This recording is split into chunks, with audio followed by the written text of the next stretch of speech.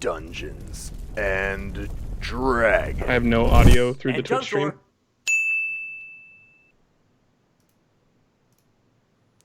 Is there audio now?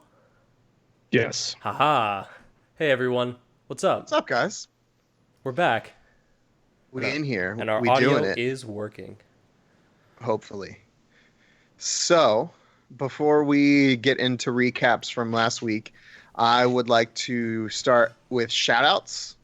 So we'll start first with Carlos. Yeah. So I just want to give a shout out to Random Encounter Productions. This is actually the other group that I play with. On Monday nights, actually starting this coming Monday, we are actually going to be starting our campaign 2 for Disasters and Danger. So that's going to be fun. I get to play a fun. That one's going to be a Forge cleric. I have a thing for clerics. I don't know why. And he's going to be a Tiefling Forge cleric, but he's half orc also, so it's gonna be it's a mixed race, so it's gonna be fun, interesting, different. But check them out over on Twitch at Random Encounter prod, or you can check them out on YouTube, Instagram, all that jazz at Random Encounter Productions. So that's it. Next up, DM in kind, Justin Velez. Whoa, that's me. Oh, hey, what up? Can you hear me okay? Yeah, bro. Okay, cool. So I wanted to shout out for all the awesome maps. I followed them on Twitter and they followed me back, which was super weird. It's David Hemingway. I'm actually putting in the chat a link to his marketplace.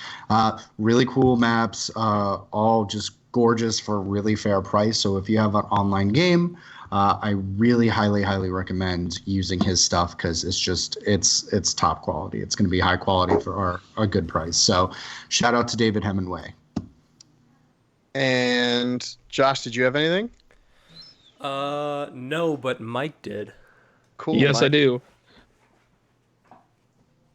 Sorry, I'm pausing because I'm still testing the audio, so I'm making sure that I sound good because it's on a tape delay.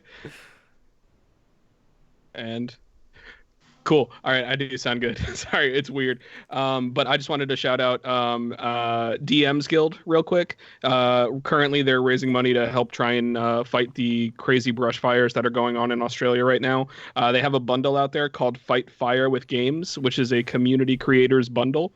It's $150, marked down to $9.99.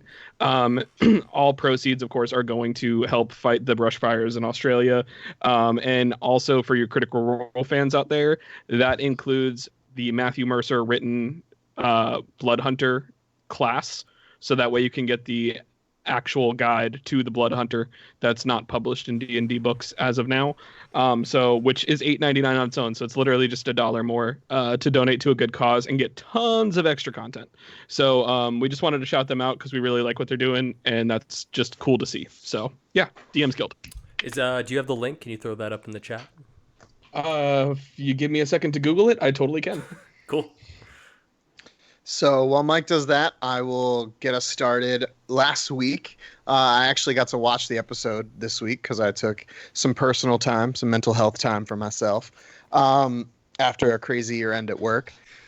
We found ourselves whisked away by a river that was inside the mountain and onto a path where we stumbled across a very beaten down and sun-torn boat.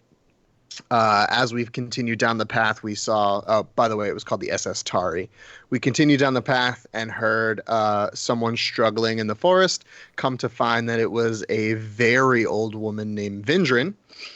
After befriending us and all having us sit on her lap in a specific non-sequential order, some of us putting up more of a fight than others, we started to talk to her and found out more about her life as she fed us, made us chairs, and we expressed to her that we were actually broken out from the jail, being very forthright and honest.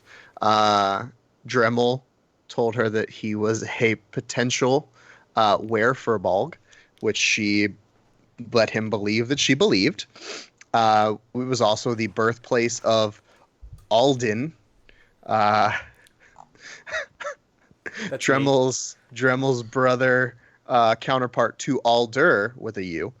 And yeah, Thok and Donner got to have a very personal, quiet moment down by the river. And of course, Vindran ended up we brought her boat back that her husband made and a book of his poems and pressed flowers. And then we crashed. So, DM whenever you're ready. I would love to. Okay, so crawling back into this, you all had laid your heads down for the night. The first real kind of sleep that you have all been able to get within the past few months of being into Stoneward. No uncomfortable cave sounds, no humidity, just the kind of the babbling and the gurgling of the river a few, feet away. The sounds of the fire crackling down as it died. And all of you in your own individual tents, you all kind of breathe in the air and relax as you unwind and you feel the stress leave your bodies. We don't have anything particularly during the evening that happens as far as needing to keep watch or anything in that regard. Thok, I will have you at the top of the hour roll a wisdom save for me. And at this point, you can kind of choose to fail it if you have a feeling that you want to fail it, if that makes sense. Okay. And I'm sleeping?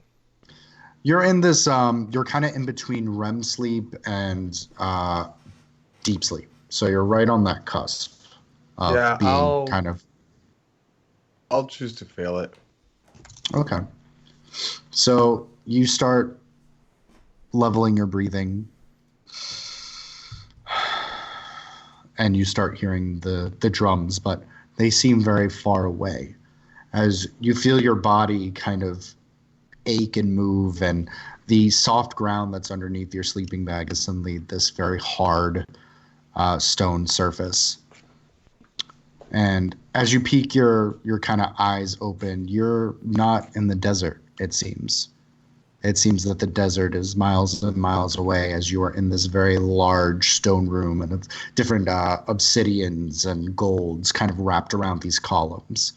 And at the end of this hallway or the end of this room, there sits a very small, handsome table and a figure sitting on the other end of it. Is there a chair to sit down in? I would say there's a chair adjacent to them. I will make my way to the chair and sit down. So with each step and that crunch of your feet against this, it's not even rock. As you look, you see it's compacted sand that's been made into bricks. As you kind of undo this chair and pull it out and you sit in it, and you see across from you is a very familiar face of these black kind of robes that are strapped around these forearms, this hair that's kind of put up into a head wrap, and this longer beard, this dark skin, and these almost golden eyes staring back at you as you see this kind of this kind of it holds wine. Decanter, thank you. A very wide, at the bottom, decanter to this wide mouth, and you see this red wine, and there's a goblet in front of you and one in front of him, and he goes, Garosh. Yes. Wine. I pour myself a glass of wine. And as you start reaching for it, he rushes as he slowly pours the wine, and he goes, so how was your prison stay? It was quite pleasant. Thank you for the vacation. The bags under your eyes say differently. Yeah, it's called sarcasm. I didn't believe you knew how to be funny. No. Your god doesn't know how to be funny. My god, our god, all of our gods. Your god. You can't escape death, Garrosh. No, I know. I'm still not gonna accept him as mine. I already have another god. See, as we discussed before, this is in turn the problem, no? Breaking an oath is a very, very shameful thing. Yes, but forcing someone into an oath that they never chose to be in the first place is not actually the best thing in the world either. That is between you and death. I'm merely the face piece, just to carry the message, to kill you and bring you to him. That's my job. Well, you can quit, and your job sucks. But I'm not coming to him. No, I quite enjoy my job. You know I'm going to take you in at some point, right? You can try. Well, I don't see why we don't try sooner than later. I mean, I've given you a few months to stew about it. Why not close the gap? Because not ready. Not I was given another chance, and I'm not gonna leave without fighting it. I see. Well, unfortunately, this isn't a more time option. I gave you your time in the prison. I could have slaughtered you in front of all those people in the bar, but I chose not to because just, I guess, humanity still within my heart.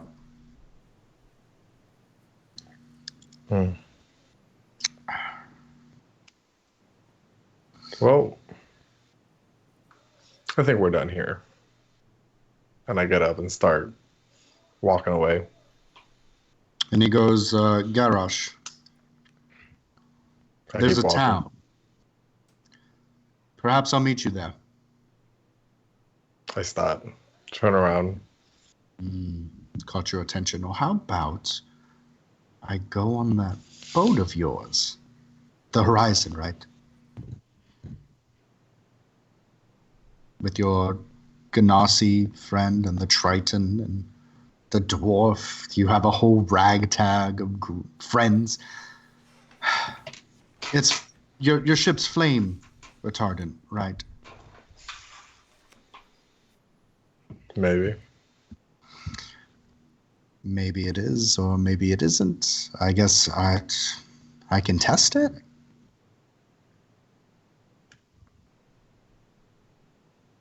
Bye. And I walk off. Ta. And as you start to walk off, your eyes kind of shoot open as the drumming kind of fades, and you're in this cold sweat just staring at like a hole, bearing a hole through the tent. The rest of your evening is a little uneasy, but you do gain the benefits of a long rest if you really need one. I don't think so. Basically what it boils down to is you won't get a point of exhaustion for your little exchange. Got it. So as the wee hours of the morning start to approach, you start hearing the chirping of the birds, and you start hearing rustling outside. Anything anyone's particularly doing? Is anyone sleeping in? Let's start immersing the rest of the party.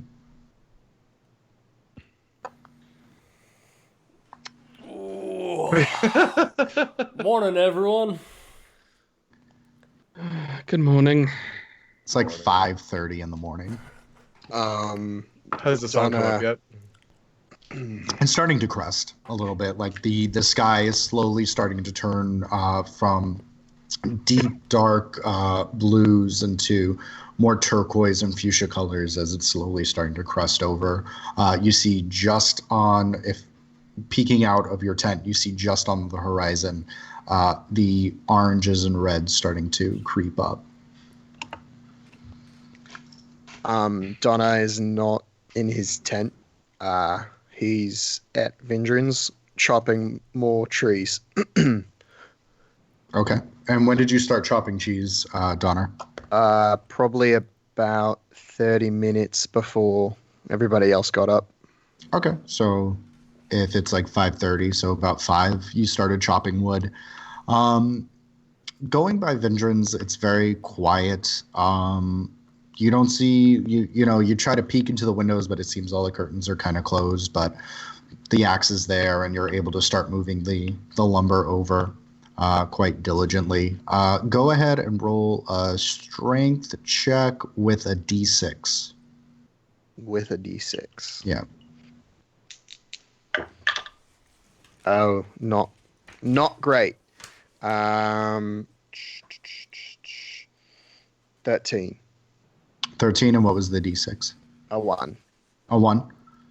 So it takes you a while. You try to tackle on this very large tree trunk, noticing that Vindran, when she carves, she prefers to, instead of piecing things together, she just carves it completely out of, kind of like they're encased in their bark prison, and she just kind of frees them.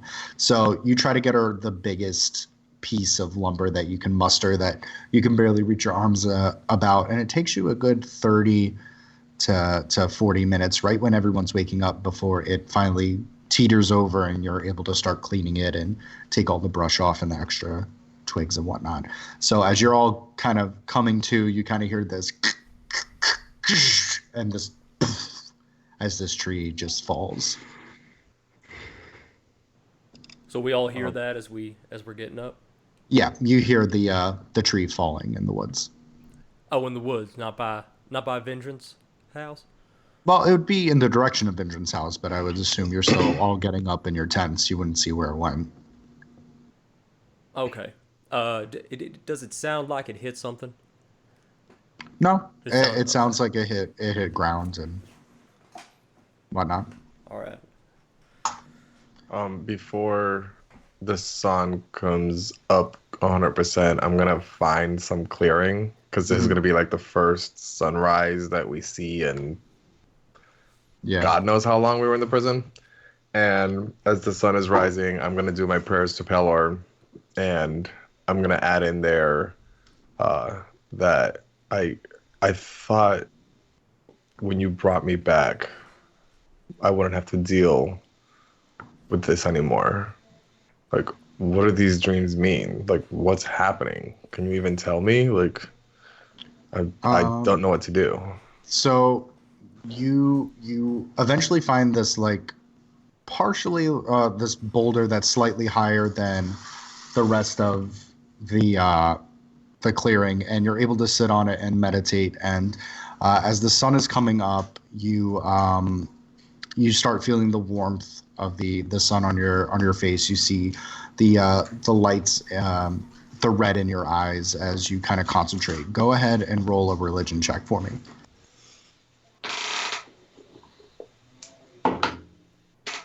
Oh, those are always good noises. 13. Okay. So with a 13, you start feeling kind of a warmth in your solar plexus as you feel the presence of Pelor, and you can take comfort in it if you choose, that perhaps you're going on the right path or things will be revealed. Unfortunately, since leaving Barovia, communication with Pelor has been mostly nonverbal. Not as strong as it was when you were in Barovia, where you literally saw him and you felt him. As soon as you got to where you are now, it seems a lot harder to commune with him in the ways that you're used to. Okay. And I'm assuming that's been the past 7 years since we've been back. Yes, that's been the past 7 years. Your guide would have told you, Duke, that within the first year or so of your frustration, he would have informed you of how it's much harder to commune with the gods in Mount Celestia and the different locations that they are in, that they are mostly hands-off in the regards of human matters or mortal matters, that they are a little less handholdy as you're used to.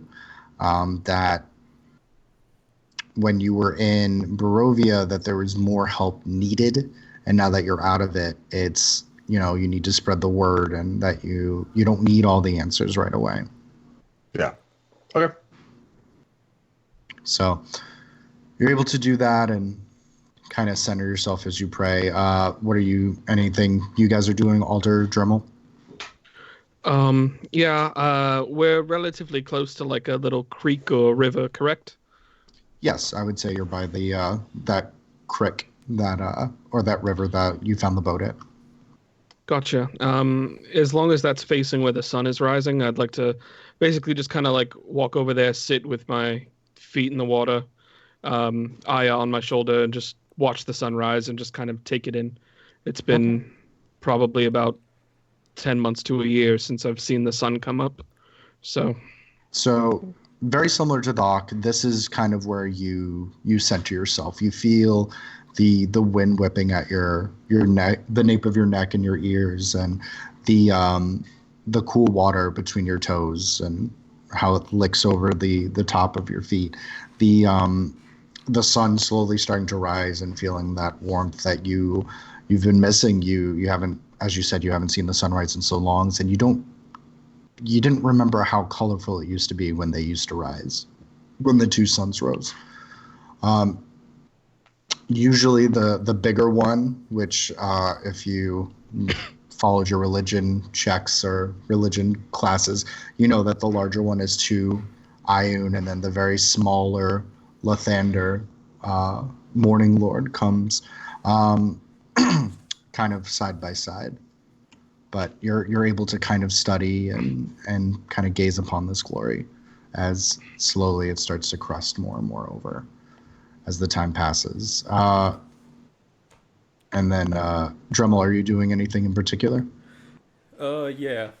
After saying good morning to everyone, and as they start to disperse, I remember I have not done my meditation this morning. So I turn around and I cast Mage Hand, and I walk back into my tent and I sit down in like a crisscross pattern. And I, with my Mage Hand, I have it like kind of zip up the tent if there's a zipper. And if not, it just stands out in front of it, kind of crossing its thumb and pinky. Thumbs? Yeah. Okay. Think like Glover. Do you remember that game? Okay. I do remember Glover, So yes. for a minute, he'll just be standing there menacingly, making sure no one comes in to disturb me. Okay. And you take your time to meditate, and you concentrate, and you think about your village and the man in crimson, and you recenter yourself and you realign your goals as you finish your meditation. And the three of you are soon met at the you kind of hear the chopping of the tree trunk over by Vindran's as the sun is kind of cresting up. Are we all back at the campsite aside from Donner? I mean, you're roughly there. Alder is by the river, which is a few. I mean, you ran it about 5 or 6 minutes away from the campsite, so you're all within the same vicinity. You're just not super close.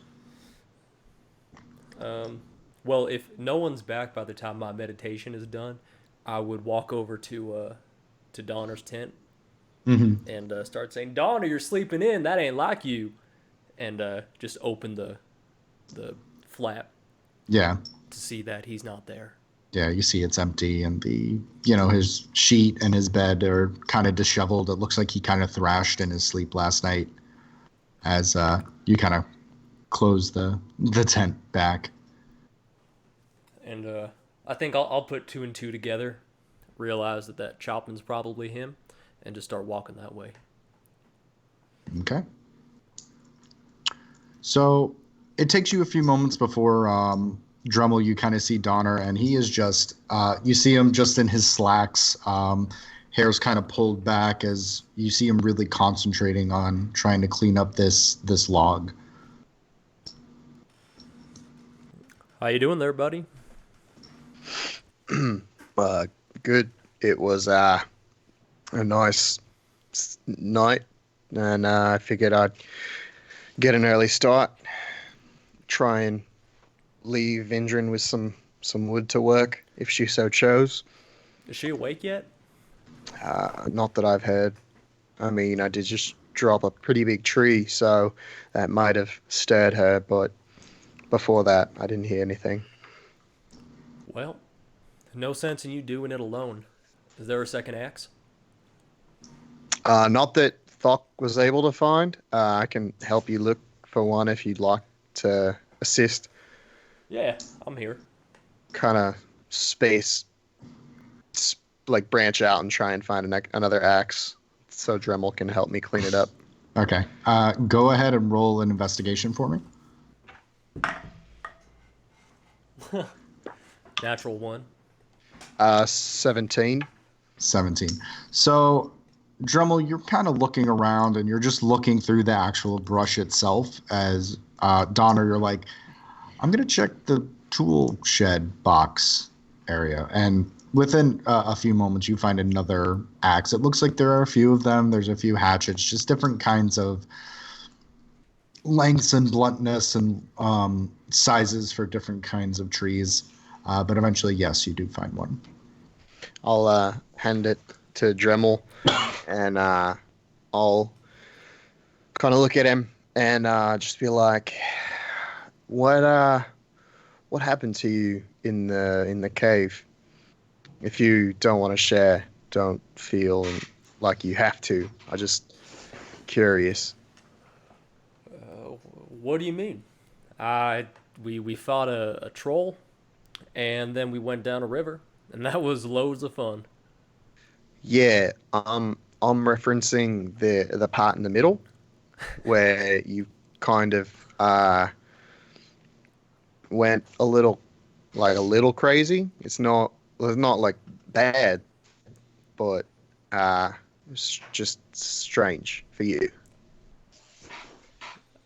You know what? He had what was coming to him, and I was just there to make sure that he got what he deserved.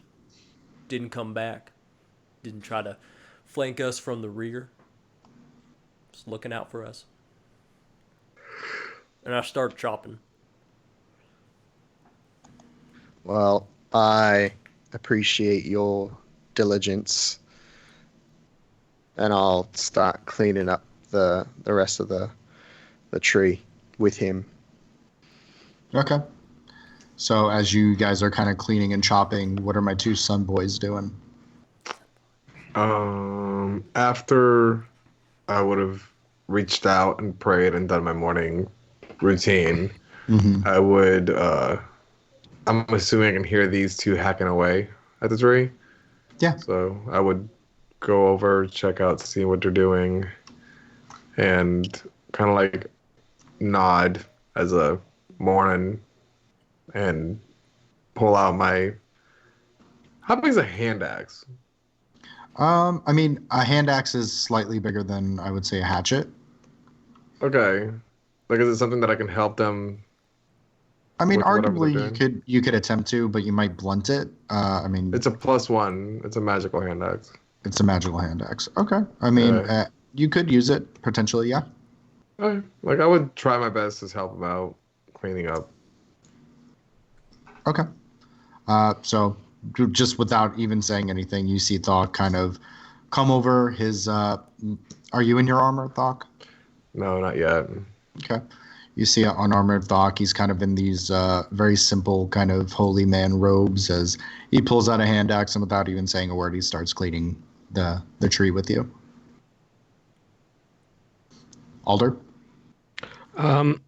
Basically, while I'm down by the water, the only other thing that I'll probably be doing while I'm just admiring the sun, I hear them chopping away, but that's not really my speed. So, if I find any additional like vegetables or vegetation that can be edible, I'll try and harvest what I can from this area. Just so that way we have a little bit of food for the group, but obviously we have something for Vindran to leave her as well, as kind of just an additional way to say thank you for her hospitality and her time and her kindness. Okay. Go ahead and roll a survival check. See if you can find, sustainable food and vegetables. 19. 19. I mean, you're able to. It takes you a good portion of the morning, at least the early morning, while the sun is still kind of peaking. That you're able to collect different root vegetables, different kind of mushrooms, even some edible moss and bark.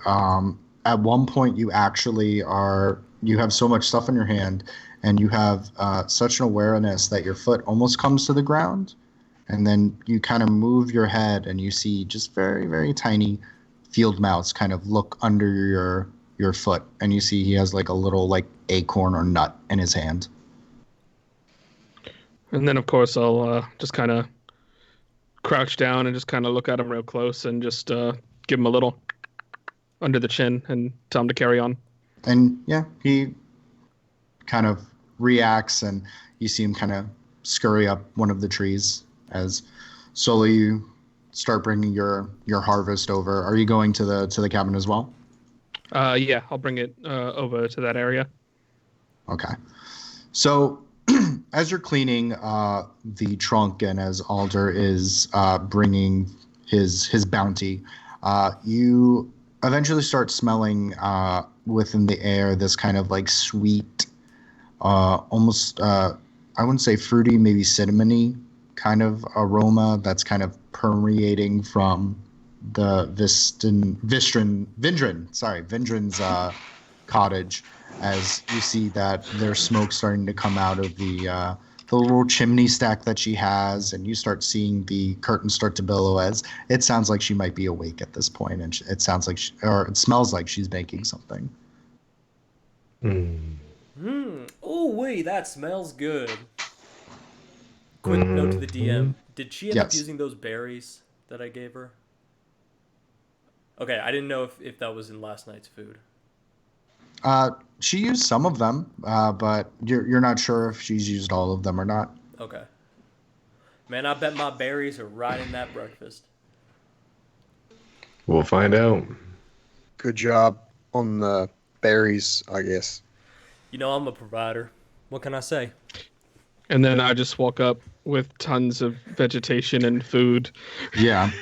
Perfectly timed, saying, yeah, provider, huh? Yeah, thanks for getting those for me, man. Yeah, 20 berries compared to all this. Yep, great job. Yeah, it's quality over quantity. How many of those berries were poison? All of them. They would all make a shit. Yeah, but the ones that were good, bad. Man, they were good. I bet.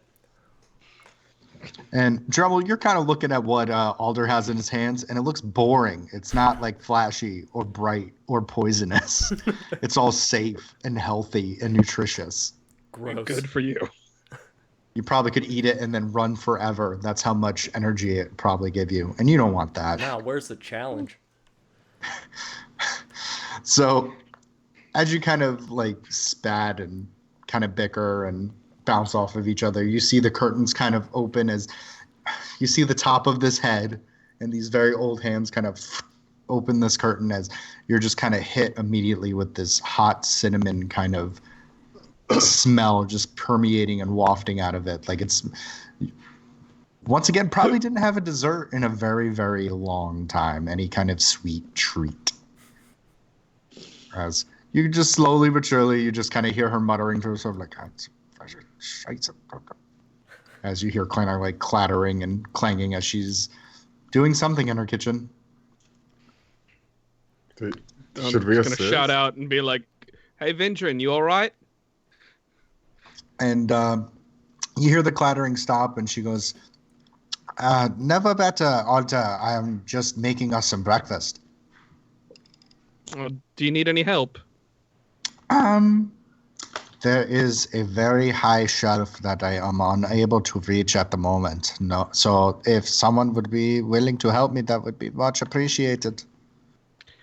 Like, tall for you as in any one of us can help, or like tall for me too, like I probably still wouldn't be able to help? I'll already be walking inside because I'm in between everybody. So You can fit inside the house. And I can get in the house without. And I'm a very smashing. literal person. Yes. So, Donner, you're kind of like, the fuck, man. Go up to the door, and you're able to. It's unlocked. It's this very simple door that, when you originally got there, it was already open. And as you go inside, there's this very tiny little like sitting space. You see where the fire is burning, and you actually see in the middle of it a kettle that is. You see that it's red hot on the bottom, so you know it's about to whistle very soon. There's a very simple rug. There is another kind of wooden handmade chair that is closer to the fire, that you see a very varnished and very eccentric tea to it. But you see that there's like this very fine layer of dust over it that you don't even know if it's a brown seat or it's a gray colored chair. That's how much dust is on this, different kind of cobwebs and whatnot. And then you see where her chair was that you were able to pick up and drag for her. And plastered all over these walls, you see different paintings and artworks and drawings. And go ahead and make a perception check for me. Natural 1. Natural 1. All of the pictures seem to be of different places and different people. Some are oil paintings, some of them are sketches, some of them seem to be just very still life, some in color, some in black and white, just a whole just wide array of art. As you move slowly to this little stove that you see Vindran, and she has like another little chair, and she's trying to hoist herself up onto the stool to get to this top shelf that seems to just have this simple jar in it. I'll just pick her up and put her down. I'll just be like, you don't hurt yourself, and I'll just reach up and grab it. Mm-hmm. Okay, and you're able to bring this down, and you kind of open it, and there are these kind of hard. They look like flowers that are very dehydrated and hard, that they look a little brittle. And when you open it, you kind of get this very deep smell of black licorice as it kind of hits your nostrils. That is potent there, Vindran. Woo. And she goes, yes, cardamom pods, they're very potent, but when baked just right and placed in a steaming vessel, they just add a very mild layer of sweetness and bitterness at the same time. So I hope you all like pie. I was going to make that for us for perhaps afternoon snack before you left. And I was thinking, I hope you like eggs and different kinds of meat from last night. I was thinking of making a hash. And you see her, and previously the day before, she was very hunched over and very brittle. And today, her shoulders are a little rolled back. And the many different kinds of wrinkles that were in her face and the different lines, they seem to have shallowed. They're not as deep as they once were, as she kind of like whips around. I wouldn't say as quickly as a normal person, but quicker than you've seen her before. How are you feeling today, Vindran? I'm feeling okay. I did spend most of my nights reading, crying, going over all the memories of the flowers and whatnot, but I eventually went to sleep, and I was able to sleep very soundly. And eventually, I heard this loud crash, and that's kind of woke me up and made sure I got up to make sure that you boys all had breakfast. Yeah, sorry about that. I was just trying to get some wood down for you so that you could carve some more if you wanted to. You wouldn't have to try and chop down a tree like you were yesterday. And you see her, and she kind of puts this hand on your forearm, and she, squeezes it gently, and she goes, "That is very kind of you. Thank you. I don't know what I'm going to make. I mean, everyone here has a chair. I could figure something. Oh, that is right. My old age, my memory. You wait right there. I will be right back." And you see her, and she kind of scuttles off as you're awkwardly kind of looking around in this kitchen. Are you guys doing anything in particular outside while Donner is helping Vindran?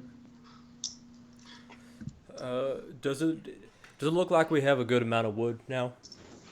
I would say so. It's a very large tree, and you're able to get it down into manageable pieces for her. At least I would say 4 decent-sized pieces. Well, boys, I think we cut the wood enough. I would say so. I think you guys did quite the job there. Good stuff. Alder, why don't I help you bring that food to Vindran? Yeah, we could absolutely do that. We could bring that inside. And I walk up and I take more than half. Okay. And Alder, you're going to try to fight any of this, or are you going to let him take more than half? No, I'll let him take more than half. It's okay. I carried it all the way here, so. I'm just Okay. taking the appropriate amount for my size. Sounds like you're overcompensating for something else, but you do you. It's a shrinky dink. Thok, It's already you been doing shrunk. Oh, God. Thok, you doing anything? I'm gonna grab the chairs one by one that she made for us, and just kind of like start setting up. Like, is there a table or? There's her work table, but the chairs are all the way back at the camp. So as you kind of walk back, I need you to make another wisdom save. I don't like it. No. No. 16. 16, and you kind of feel this hand kind of brush up the back of your neck as you turn around, and there's nothing there. Good. He lives there then. Right. And you go to the camp and you start collecting chairs. And eventually you're able to kind of get it back and set up each chair individually. You're able to brush the sawdust and this all the different kind of wood shavings off of the table itself as you kind of hear the rustling inside. I lost Donner. Is he good on your? I lost him on video. Got it. Okay, so it's not just me. Don, are you there? We might have lost him. Yeah. I think he's lost him. having Okay. internet issues. Which that is okay. We will take that time. So There as he is. Donner, oh, there he is. Hey, bud. So as Alder and Drummel, you're kind of Get back in the shuffling over to Vindran's. Vindran kind of comes out, and you see she has something in her hands as Alder and Drummel kind of burst in through the door, like, "Yeah, I got all this stuff." And Vindran, you see her kind of pockets something as she kind of lays her hands back at rest as you guys enter. Can I even get inside? Or am I kind of crouching in? You would have to crouch it a little bit, but I mean, it's still manageable for you to not hit your head on the ceiling. You just have to crouch going into the doorway. All right. Vindran, I brought you some more food. So as you actually cross the threshold, both of you, I need you to roll perception checks. Okay. That is a 19. 19. That is a 27. Okay. So while the both of you kind of... Pat, your audio's off. Oh no, your audio's gone. I got a natural 1 for a 2. You didn't have to re-roll. You already failed it the first time. Yeah, I did terrible. So as you come in, you see all this different art that's on the wall. And as I described to Donna earlier about its different kind of still lifes and charcoal and pencil and acrylic and oil painting, that these all depict a certain person, as you kind of see this very, I would say, dashing, handsome, tanned man, blonde hair that's kind of just flows in the breeze. He's very well built. He has different kinds of books and pens in his hands, and they seem to be kind of snapshots. Like he wasn't even noticing he was being taken, drawn in, and that every once in a while, when it was just focusing on his face, you kind of see these almost golden flecked eyes with just little flecks of green in them, like they took a paintbrush and just kind of flicked the paint on it. And there's always this kind of hopefulness and this joy in this person's eyes as he's gazing at the artist. As you see occasionally different V's and this different signature, and you see different dates, but the dates are in more of that language, that coding that you don't quite understand. I'm not there yet, right? No, you're setting up chairs, man. As I peer around and I notice that it's the same person every time, I kind of lean toward Vindran and I ask, "Is this Tari?" And she kind of looks and she goes, "Yes, that is my that is my Tari. These are all from our different vacations. He would get me for each anniversary. He would get me a new art set, and first thing I had to draw was him. This is when we went to the to Pharos before they built that massive gate wall around it. It used to be very beautiful. We were in a marketplace, and she starts giving you different kind of hints and kind of fills you in on this very brief history of them. And it's, how they met, their first anniversary, and she shows you the first picture, and you see this very young, handsome man, not as much muscle tone, and he kind of has this devilish, almost youthful look in his eyes. And as the years kind of progress, you see the crow's feet slowly start to come, and then they just stop. Occasionally you see more crude versions of it, that it looks like maybe she was trying to draw him from memory, but they're not what they once were. Well, your art is as beautiful as your cooking is tasty. Well, thank you. I appreciate that. I take pride in my work. You seem like a very, just from what I can gather, just a very honorable man. He was a bastard, but he was very kind, loved people, so fascinated by people, everyone having different stories to tell, and that's what we bonded over, our experiences. And we used to spend hours and days just talking to each other and all the different experiences we've had and the excitement to make new ones. I miss talking to him. Sometimes I forget, like, I'll make something and I think he's going to be in his chair and I turn around, but that's okay. It happens in old age. And you see her eyes kind of wander off as she comes back and she goes, "Well, what is all this?" As she kind of gestures towards the large armfuls that, well, one larger armful than the other has in food. And I just kind of jump in and be like, "Oh, I just wanted to say thank you for a great night and for all that you've done for us. So before we end up leaving, I just wanted to make sure you had a nice harvest. So in case you wanted to cook anything else for yourself over the next few days, you'll be covered." That is very kind of you.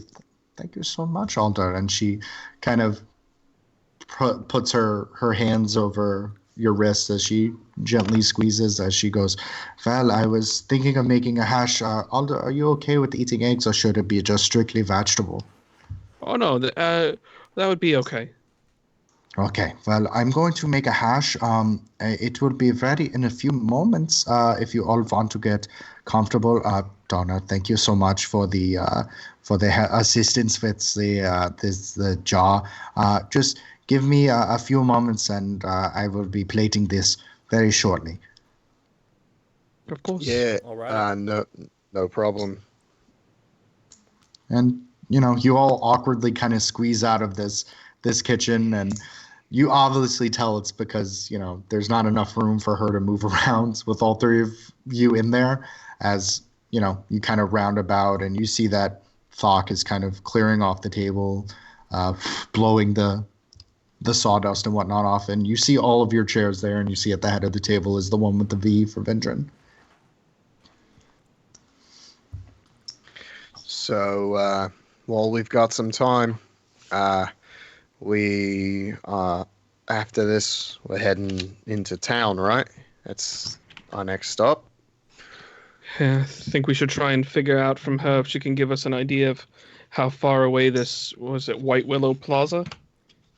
She said last night it was about a week, maybe two, A on few. foot. Well, It's not close. foot's what we can do, so foot's what we have to do. What about you, Dremel? How do you feel about that? I think it's the right play. I mean, none of us have any money. I have no idea where this bastard man in crimson is, so maybe I can find some information. And we got to get to Thok's ship, so start moving, ask around, maybe make some coin. Lay low. Fireworks? Hopefully- Yeah, we can do some fireworks. No. We need to find where the nearest port is, too, because I feel like we're very far inland, so it's going to take us a while to get to port. And I need to tell the horizon which port to meet us at. You've been very quiet so far this morning. Thok, anything on your mind? It's been a rough night. I didn't sleep well. Just Worse Freedom, than you're not a fan? I am a fan. It's just bad dreams. I can relate to that.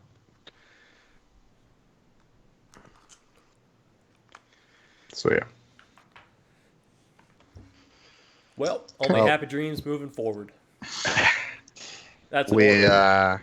we will, I guess, set off towards the town after we eat breakfast. I think The that's the earlier plan. we can start, the earlier we can start going, the more ground we can cover. I'm assuming DM right now it's probably about like 7:30 in the morning. Yeah, I would say safely to assume it's about 7:30 a.m. as the dew that's on the blades of grass are slowly starting to dissolve and dissipate as the sun is starting to get higher into the suns are starting to get higher into the sky. So warm. Please continue. I think then we have a long day ahead of us. We got to start getting a move on. Try and at least get her to point us in the right direction.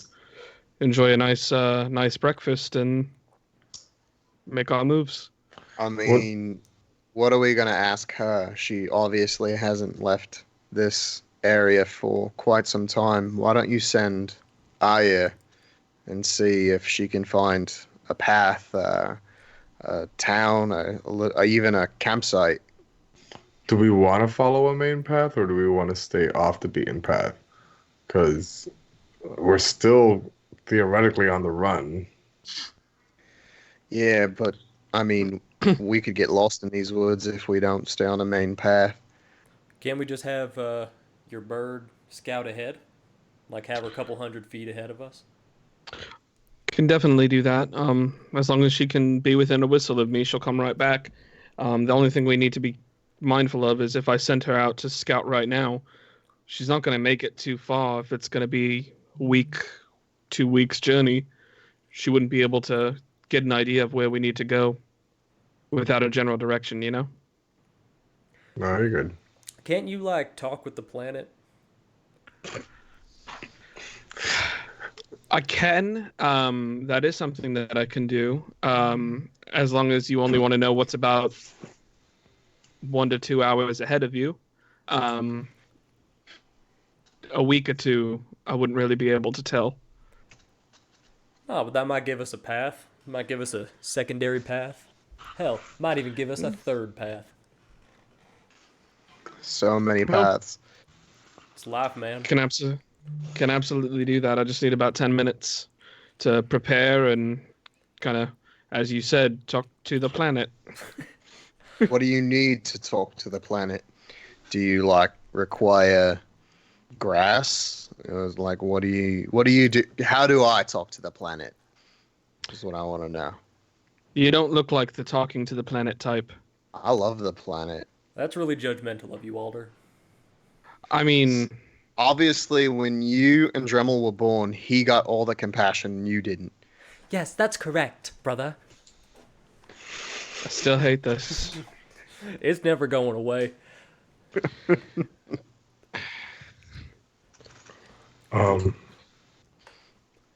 DM question.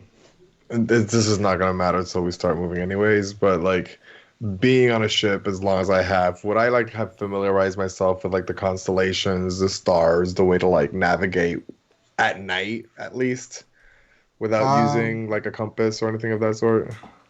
I would say you have some training. I'll have you do a check for it, but it'll be lower than, say, a check for Alder or Donner. Okay. But you have experience with it. You were mostly a stargazer in the regard of you enjoyed the constellations and the stories perhaps they told. I would say you would at least know where like a North Star is. Got it. But our navigator would mainly be the one that knows more about that. Exactly. That's why you paid a guy to be the navigator. Got it. Okay, that was it. No, it's fair.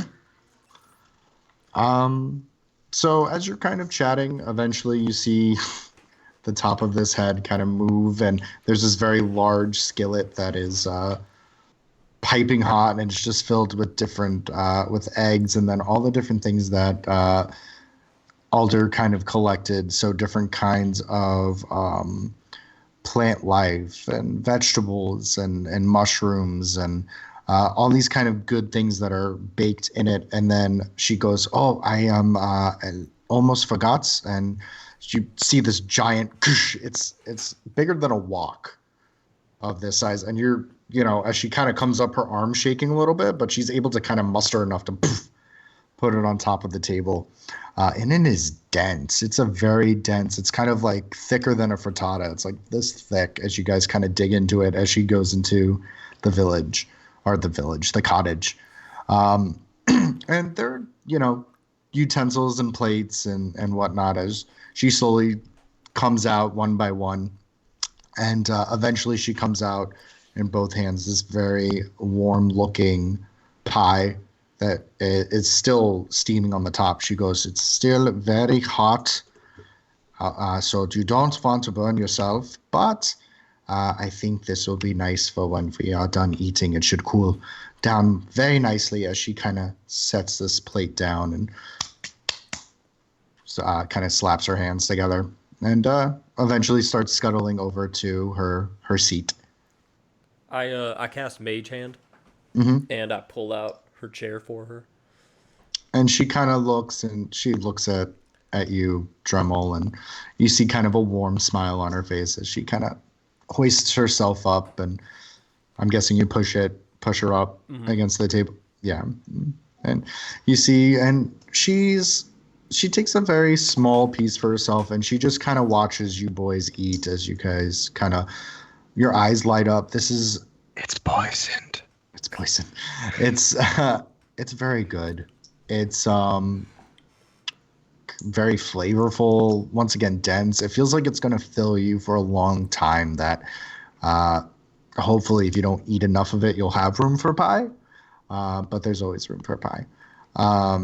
But- Donna he reaches to the side and pulls out the bottle he was working on yesterday Mhm. and uncorks it and takes a swig and then keeps eating. Okay. Do, And you uh, see this bottle. do we have cups, Mhm. by the way? Yeah, I would say you have like water cups and whatnot, and like a little pitcher of water and the tea kettle that she made. Okay. So a different array of non-alcoholic drinks at breakfast, except for Donner popping open a cork and just drinking down some suds as he's eating eggs.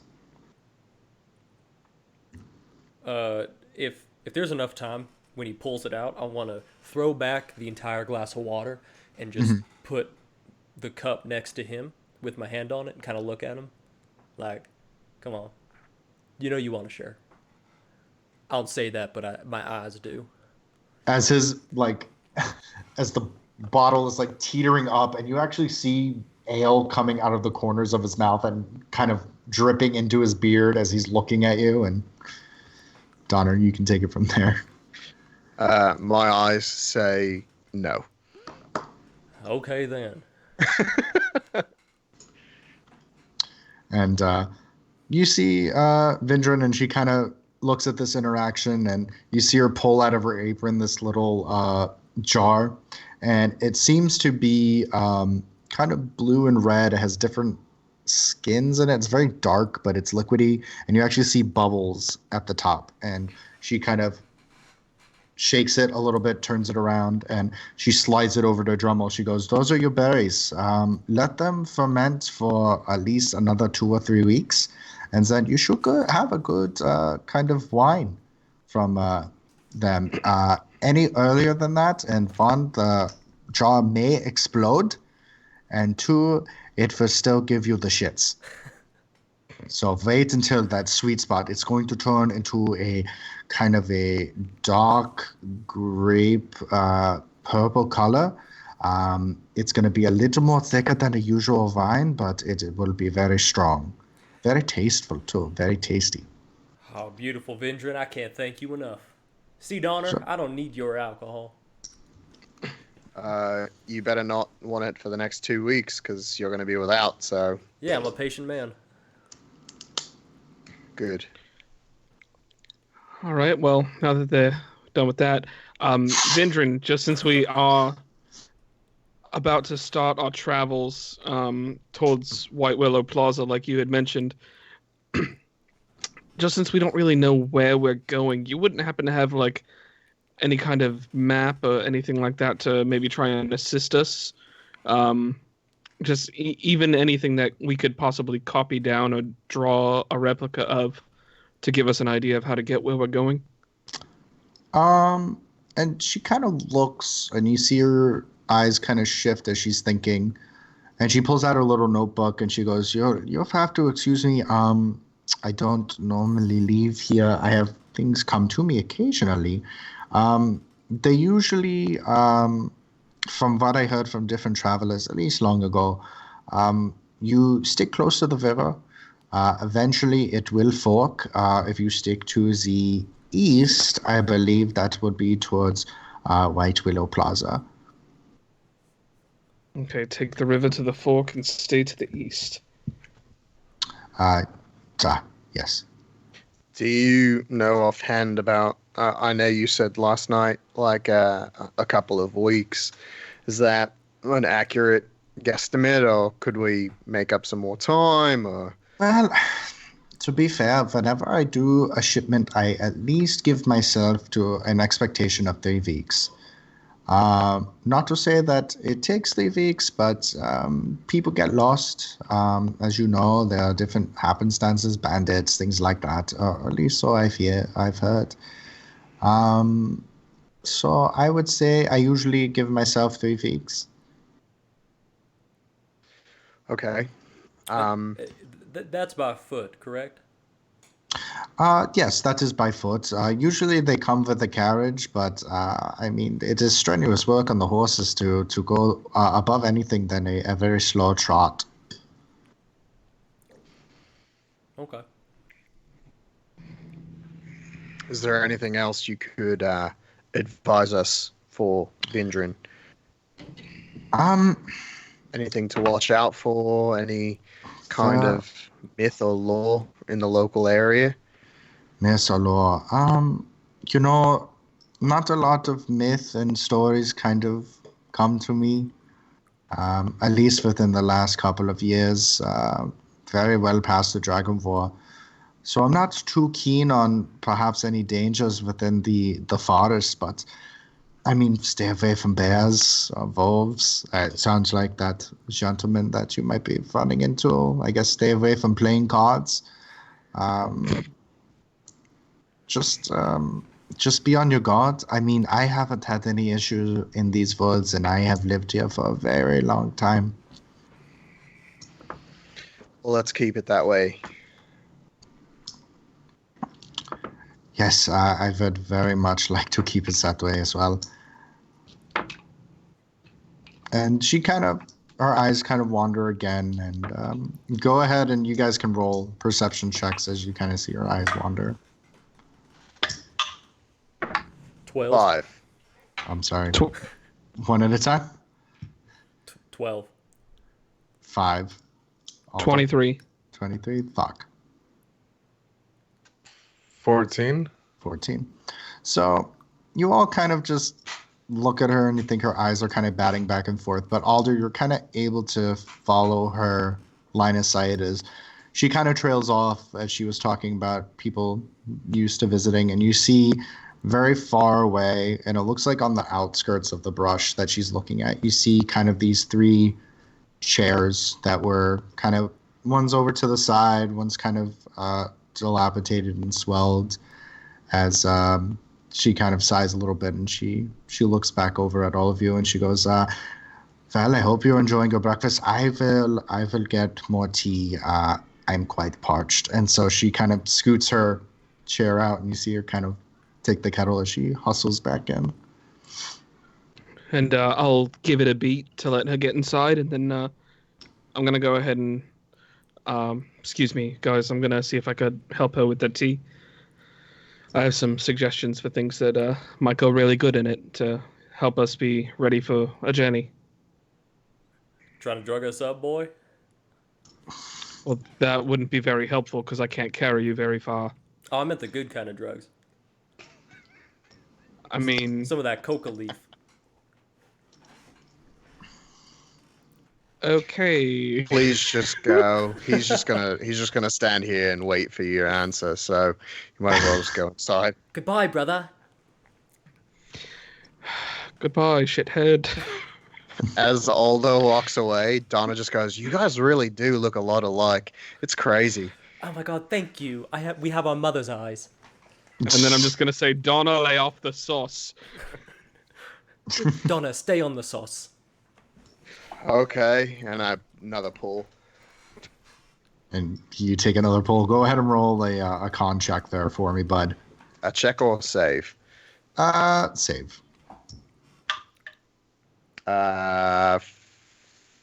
15. Okay. Starting to feel a little toasty. I like that. Getting a little warm. Getting your Nice. buzz You're on. gonna get wasted, and it's not even 10 o'clock in the morning. Yeah. Alder. So yeah, I'll go into the cottage real quick to, and I'll just kind of do a quick little on the door and be like, Vindran, Yes. would you need any assistance with that tea? Sure, if you'd like. And you kind of open and you see her, and she's kind of she has a hand spigot that she's able to pump water from the creek into the tea kettle as she gets down from her stool, and you see her kind of put the tea kettle in her little hook over her fireplace as she kind of sits down on her little stool, and she waits, and she goes, yeah, I believe I have some different, and she's a little out of breath. She's like, I believe I have different jars of tea and spices up there if you'd like to browse. It's quite all right. I actually noticed out there your gaze seemed to get a little averted, and I noticed there was 3 chairs, it seemed like, off in the distance. Were those other visitors that you had here? Oh, I'm sorry. I didn't realize I was staying. Yes, Yes, they were visitors from a very long time ago. They were Well- traveling as well. About how long ago? Oh, about 60, 70 years ago. Wow. Yes, I was very young back then. Is that before you started keeping a notebook of visitors? I've always kept in the notebook, but I have had to use it more frequently. Still very bad with names, even when I was younger. Who were they? Were they special, or were they a bunch of troublemakers like us?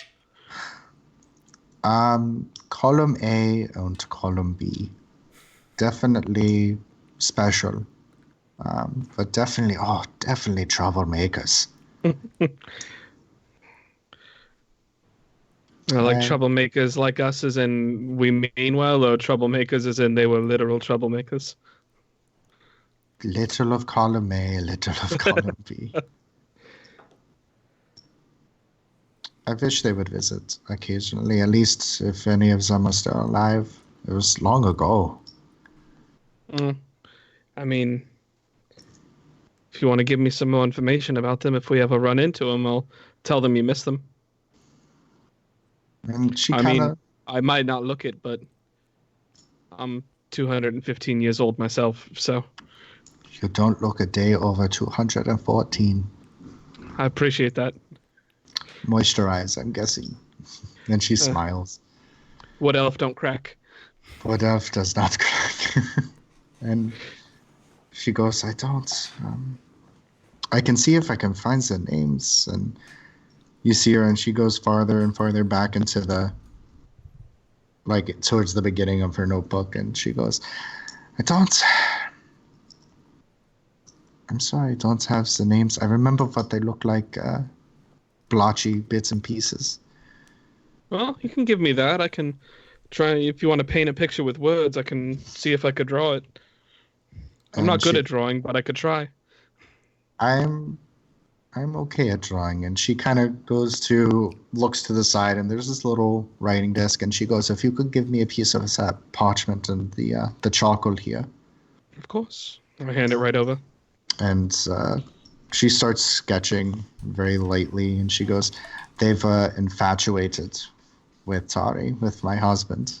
They thought he was so interesting, just as interesting as he found them. And they asked him to fight and say war with them, the Dragon War, the ones that recruited them, said they needed his help. And I wanted to help as well, but Tari was too protective. He said to stay here, that he would come back. And you see her, and she's kind of drifting off as she's sketching. And I understand why those chairs are so special. It sounds like they're the ones that took your Tari away from you. And she's kind of looks around. She goes, no, they didn't take him in the sense of forcing him. He wanted to go. I know, but it's one of those things where even though you don't blame them for it, you still can't help but think of what could be if things happen differently. I'm sure. Very. You're very correct about that. And as you kind of peer over, you see that she's kind of made first this very kind of hunched figure. It looks like that they have very dark features, a little bit of a beard, like a longer beard, a hood kind of put up as they have a bow in their hands. And it looks like there are different markings and kind of a very dirty robe as she's kind of like coloring inside of it. Always dirty, that one. He was worse than your friend Donna's there. Well, that's kind of hard to believe. Mud. And she's thinking, and she goes, he was always covered in mud. oddest little fellow. And she slowly starts going over to another figure, and this is shorter than the hunched one. It looks avian in nature. It has a beak. It looks like it has very winged hands.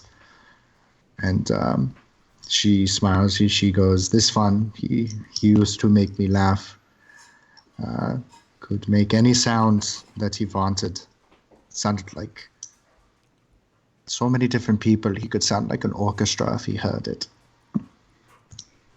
Once played me a symphony, because I've never been to one since we moved down here after our vacations. Played me a harpy song once. Had to be some sight to see.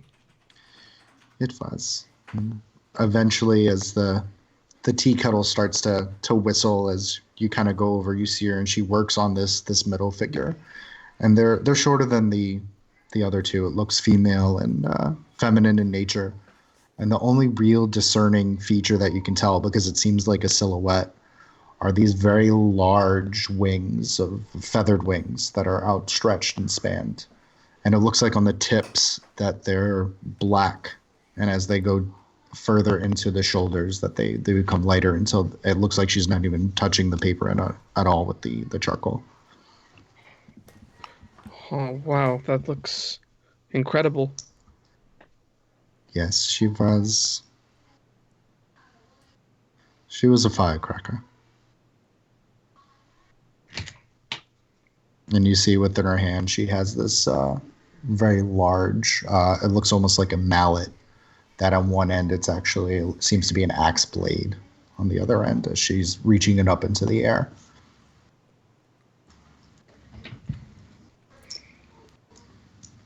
Well, thank you so much for the story here, Vindran, and I'll keep an eye out. Obviously we're going to be traveling quite a bit, and we're going to start with, the plaza and make our way around, and if I ever run across people that look like this or anything about this, I'll be sure to drop your name. Well, she looks at you and she goes, "Val," and she blows all the charcoal, and you see a little bit more of the features, but that loose kind of dust, as she carefully puts it into a little wax paper so it doesn't smudge, as she folds it very gently, and she goes, "Well, you can keep this Vindran original." Okay, and I have a notebook that I keep, and I put it right in there. And she smiles and she goes, "Well, I need to get the tea. It is on the counter." And you kind of help her, and you and her eventually start to walk out. So during this interaction, I'm sorry, Dremel, what were you going to do / say? I cut you off. Oh, you're fine. What I was going to say is I was going to turn to the group and mention we should make sure we clear up any trace of us being here. I don't think we were followed, but just in case any of those guards come by, I'd hate for Vindran to have to pay for our sins.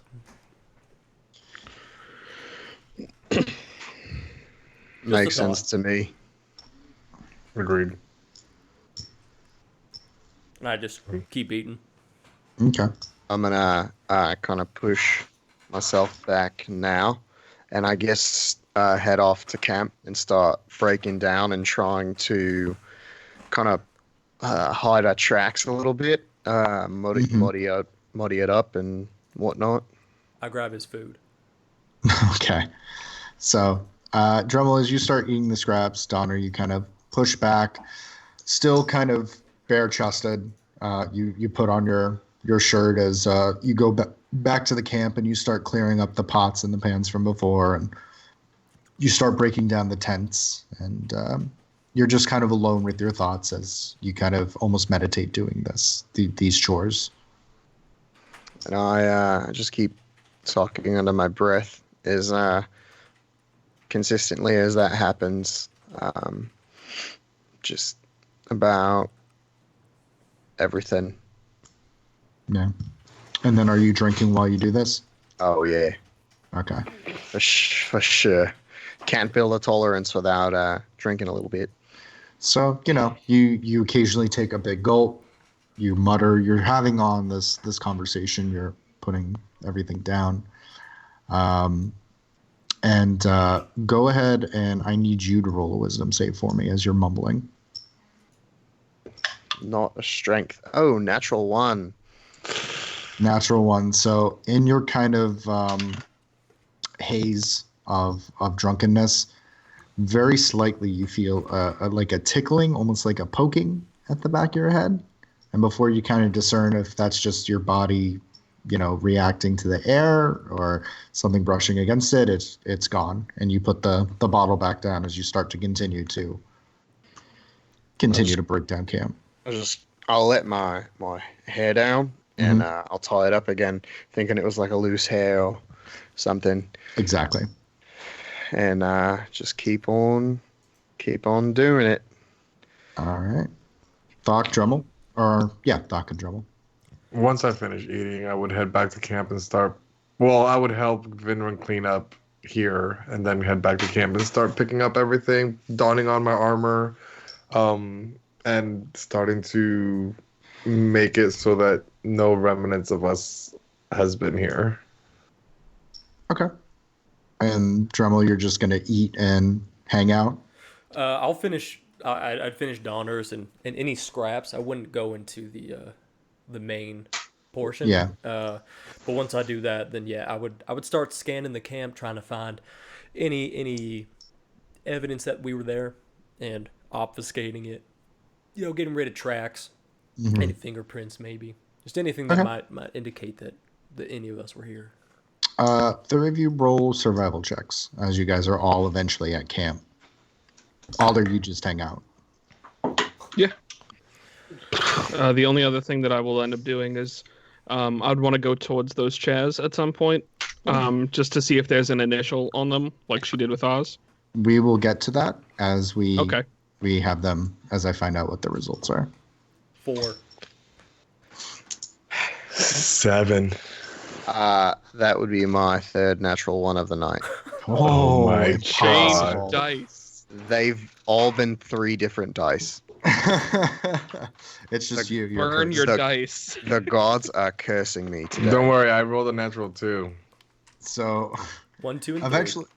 Eventually it turns into like a Three Stooges kind of sketch where, Donner's kind of like moving backwards, brushing out his footsteps as he's walking backwards. And Drummel, you're kind of doing the same thing before you two like bump in like a cheesy sitcom and you're like, startled. And it's just like nothing's getting done. You guys are trying really hard, but it looks really bad. Like in a good way, like people would be like, who the fuck was here? Or like, hey, they were definitely here. Well, you might be confused as to like, wait, is that my feet or is that your feet? As I need you to make another a con save. For me? Yeah, Okay. drinking. Sorry. I'm rolling a bunch of d20s to see which one will maybe not fail me. Con save? Yeah. 17. 17. So I mean, you're still feeling it, and you're like, this isn't turning out good. Why does it look so bad? Maybe it's so bad it's good. Yeah, I like that. Yeah, me too. Ice cream, you make sense. I like it. I'll give him a fist bump. I bump it. Hey, Thok, we're so bad we're good. That's bad. Good? That good? Is that bad or good? Yeah, good. Now you're getting it. It's good. Got it. It's good to be bad, like bad boys are. Yeah. What you gonna do? What are you gonna do? Well, they're coming for you. We should probably go then. Yeah, we should probably leave. As this interaction is happening and I'm having a stroke on this end of the camera, Alder, you kind of come out with the tea with Vindran and you see the table is just gone. It's empty. As you just see plates. And she goes, oh, I guess they went to go to the bathroom. I didn't use any of the berries. And she kind of looks over you. She's like, I didn't use any of the berries. And she was, Okay, I mean, that's just fine. And you see her, and she kind of puts the teapot on as she slowly picks up the plates and kind of starts rustling and hustling. She's like, "You're most welcome to more of the food and the tea if you'd like, Alda. I'm just going to start cleaning up." Thank you, Vindran. And she slowly goes into the cottage. And I'll pour myself a cup of tea, and as I said, I want to try and observe those chairs a little bit more closely. So you go over to the chairs, and there's kind of a tarp over them. It looks like over time they've kind of, fallen over to wind, and maybe she's too weak to just put them upright. They're in very good condition. They're less dust covered than Tari's, but that's because they've been outside. There has been different like vines and vegetation growing on some of them, but as you kind of bat it away, you're presented with these 3 chairs. One that's kind of small size, and then 2 that are kind of medium sized. One that's very wide though. As you kind of look through and you start looking through the different kind of carvings, go ahead and roll investigation checks. Do it 3 times for me and tell me what you get for each. All right. Straight rolls. 9. Okay. 7. And a 19. 19. Okay. So the first one you find is that you really inspect is one of the medium ones. It is this kind of, I would say, are you familiar with different kinds of woods? I would say probably, yeah. Okay. It seems to be this kind of like very dense wood. It looks almost ashy in color. The different carvings, very smoothed out. The actual banisters and the arms of the chair look to actually be of a serpent's head and body that it kind of outstretches. It's very beautifully made. And you see these kind of diamond insignias carved all along its body. It looks very hyper real as you look at different etchings into it, and it looks like it's meant to look like vines kind of coming together. And you see at the very top of it, behind almost a lily pad, it has an F.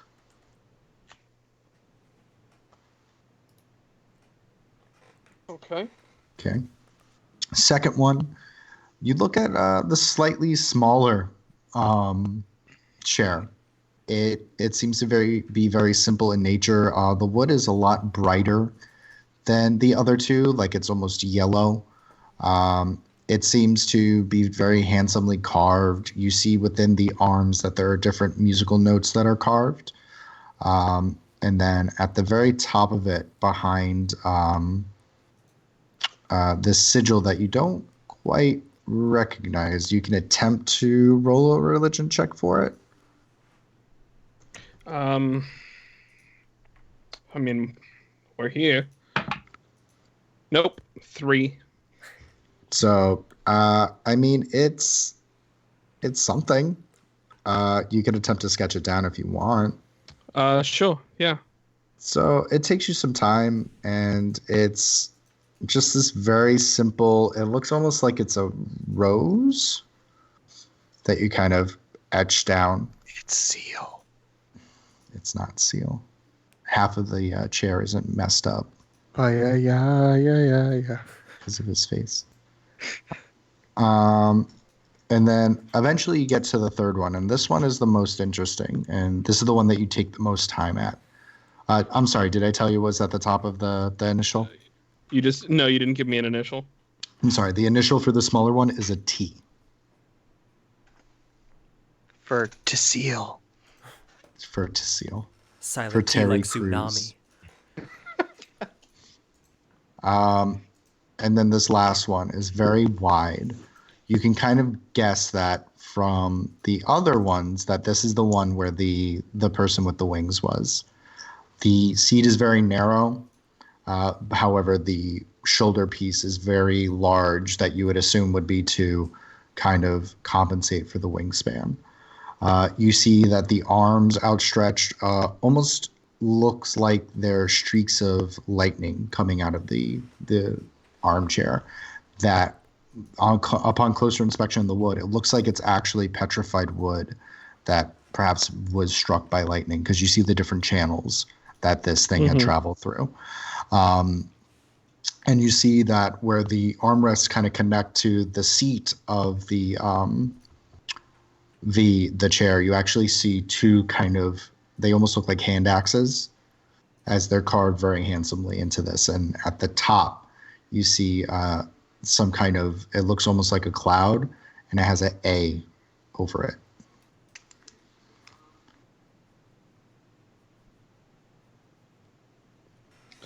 Okay. I'm sorry. I was trying to take notes through it. No worries. That's why we took our time. Okay. And then just since you said they did look a little bit disheveled before I walk away, I'll just try and, if any of them had fallen over or anything like that, just kind of pick them up and set them upright. Yeah, you pick up the one that has the T on it, the smaller of the two, and you kind of arrange them. Are you arranging them in any particular way? They spell out fat, so They do spell out fat. So I'll make it spell fat.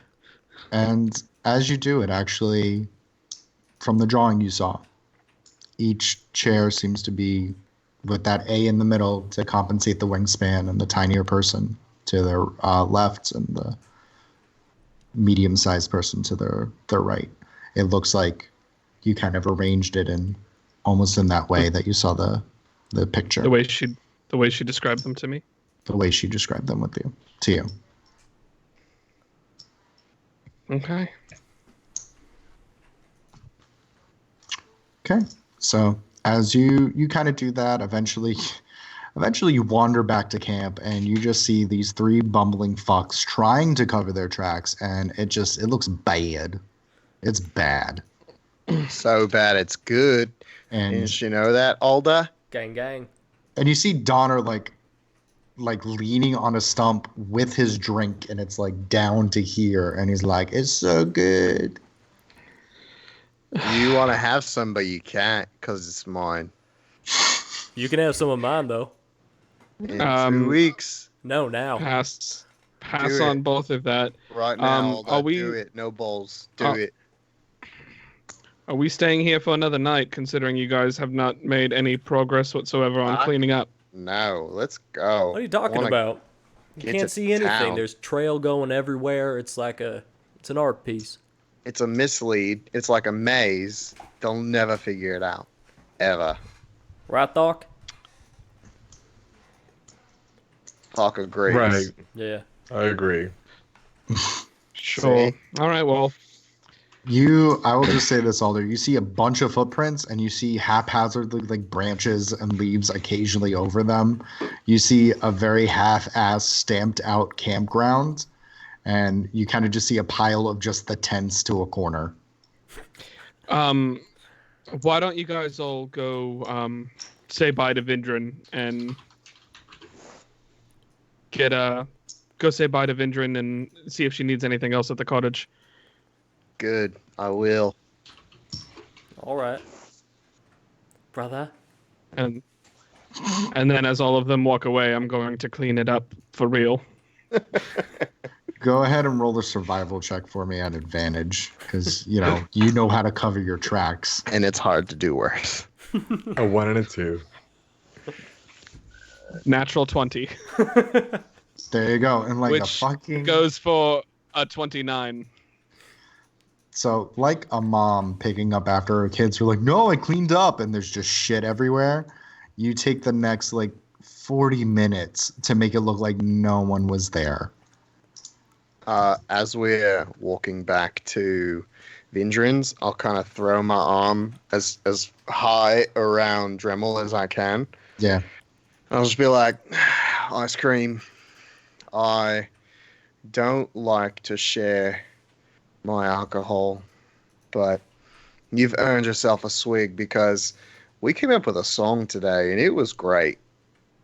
We came up with a damn good song. Yeah, and I'll hand him the bottle. And as you kind of grasp this bottle, Dremel, you see that this liquid it's amber in color. It's a little foamy on the top. Like there's enough for at least a good 4 or 5 swigs on it. And the smell is almost floral and hoppy at the same time. And I take a sniff of it, gather all those senses, and I take a light swig. Light swig. A respectful amount, but I need you to make a con save. yeah. Wasted. Con. That's a 14. 14. You're like, this is a little strong. This is. Did they used to make beer this strong? So as I take the bottle down from my lips, I say, "Whoa, Goldilocks, you got some strong ale there." And I pass it back. And he actually kind of shudders a little bit. He's like, ha. I'll cork it, and I'll put it back on my belt. Dremel, this is the lightest stuff I have, so you're going to learn to drink, my friend. You and your brother. You guys are so cute. Oh, I love him so very much. I'm so glad I found him again. It shows. You guys, you love each other, and that's awesome. Yeah. Yeah, love's great, man. Yeah. You all right? And then I just keep walking. And you see him, and he's like, kind of like a little bit off kilter, but I cast Mage Hand, and if he starts to like tip too much, the hand just kind of pushes him back center. which is smart because he's unintentionally kind of serpentining as he's like, yeah, just holding out that yeah. These forests are real slanty. I don't like it. It's like worse than before. They sure are, buddy. Yeah. Sure are. What time is it? While we're walking. I'd say it's probably like 10 o'clock at this point. It's been a hot minute. Blitzed. Fucking Blitzed at 10. 10 a.m. like a proper visco white girl at brunch. I love it. So are I'm we drinking saying mimosas all day and I'm wrecked. Wrecked. are we saying bye to Vindran first before we leave? Yeah, that's where we're going right now. All right. And Donner, you should go first. I'm gonna go first. And I pull Thok like a step back, just so we can watch what happens. Okay. And you see her, and she's kind of at the table outside, and you see that she has these kind of linen handkerchiefs, and you see her cutting out the pie that she made, and she's slowly like putting them into the linen handkerchiefs. I'm gonna like crouch down and get to her eye level. Mm-hmm. She's gonna be like, Vindran. And she's just getting all the She scent. is. It's right in the face. Oh, I'm just like, she's like, like her hair is getting blown back. Vindran, thank you so much for your hospitality. I appreciate everything you did for us, and I can't wait to come back and tell you more stories. I've got a lot of stories from my youth when I was a young man and out there adventuring, doing stuff. Have you ever heard of Melora?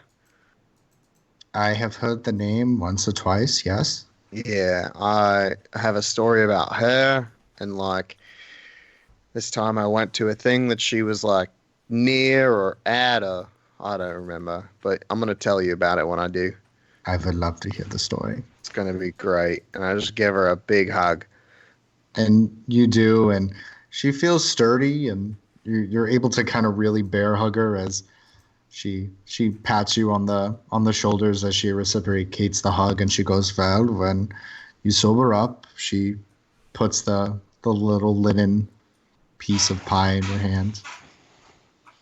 When I sober up, and I already start like taking the pie out and I start eating it in front of it's gonna And do that. You taste this, and it is buttery and cinnamon, and it feels like there's apple in it, which I don't know when's the last time you ate an apple, but it's probably a really fucking long time In a long time.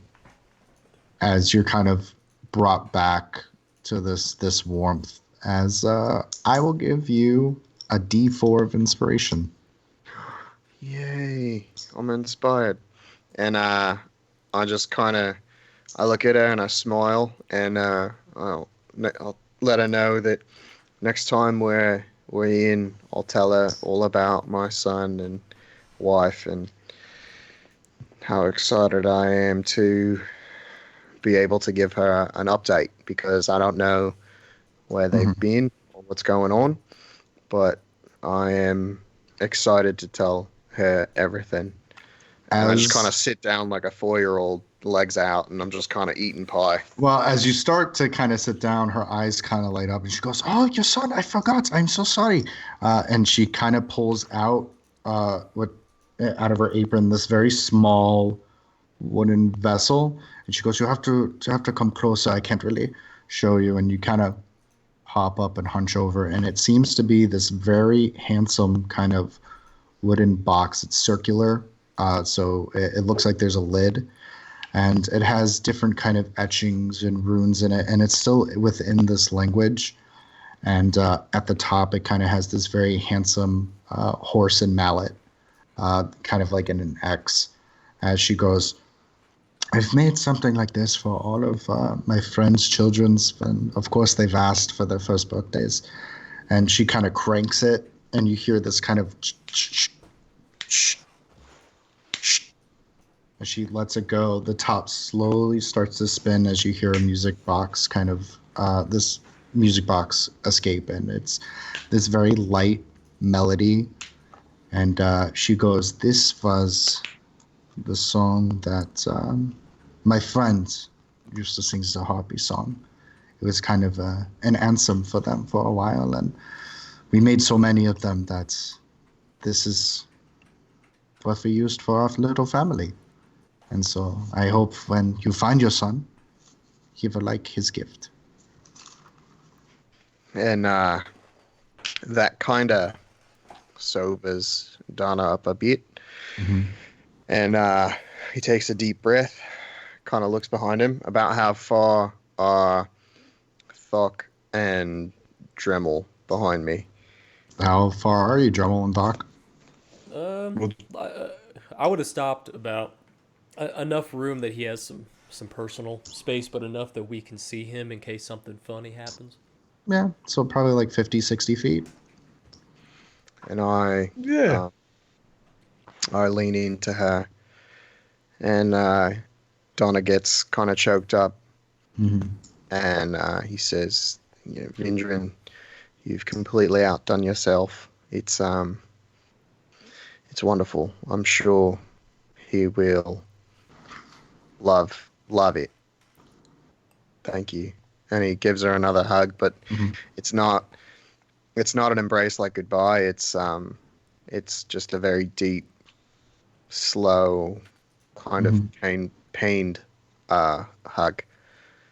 And she recognizes this as, you kind of go over the top, and she kind of comes up from under your arms, and you feel her hands kind of on your back as she kind of rubs your back, as without even having to say it, she knows what's going on. And you kind of rest your head on the top of her head as you kind of stare out, as she says something in this very odd language, just kind of whispers it, but it sounds sweet and loving. You can assume it might be that language that she writes everything in. And I whisper to her and in my best elf, and I just go, and just nod. She smiles and she goes, "Do you not speak any other languages?" "I speak so many other languages." And I just stare at her. And she that smiles. was my attempt at Elvish. How'd I do? It was so good. I know. bad. Don't even. It wasn't good. It sounded like mumbling. It felt like mumbling a little bit. Yeah, it's it fine. was mumbling. Yeah, a little bit. Yeah. I know like 3 words in Elvish, and none of them are appropriate. So Well, we wouldn't want anything inappropriate being said around here. it's true. It's true. And Donna will kiss the top of her head Yeah. and be like, "Hey, you stay out of trouble, all right?" Trouble doesn't normally come here. So Well, I don't go looking for it. wouldn't dare.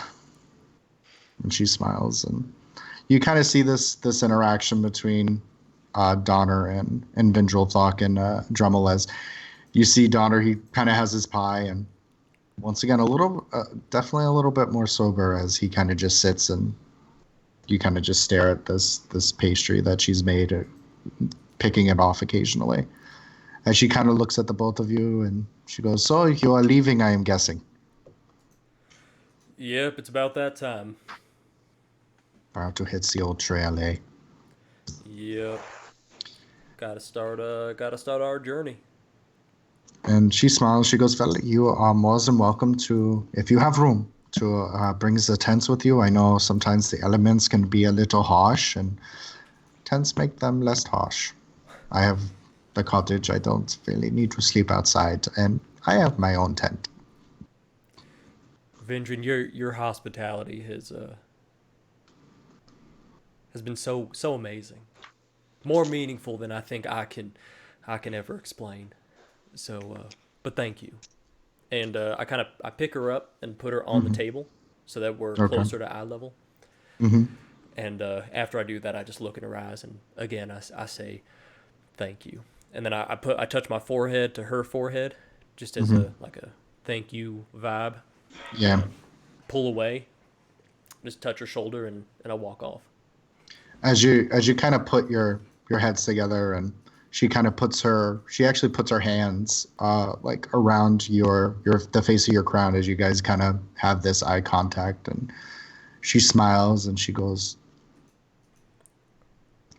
"Try to be a little less sad.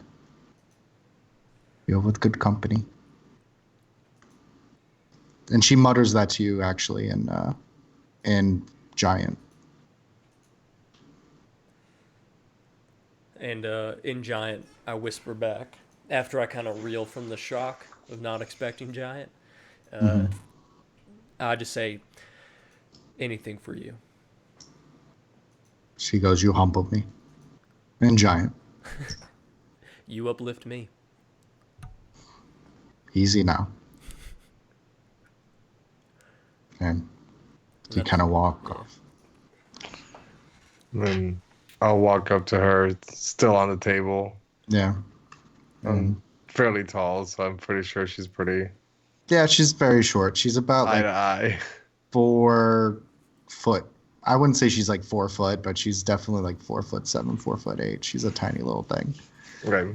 And she looks at you and she goes, "Well, I don't suppose I can convince you to sit on my lap again." I You joke. know what? I'll sit on your lap anytime. Keep you to that. Okay. Next visit. Take care. Thank you, you too. And thank you for everything. Of course. Will you do me a favor? Sit on your lap?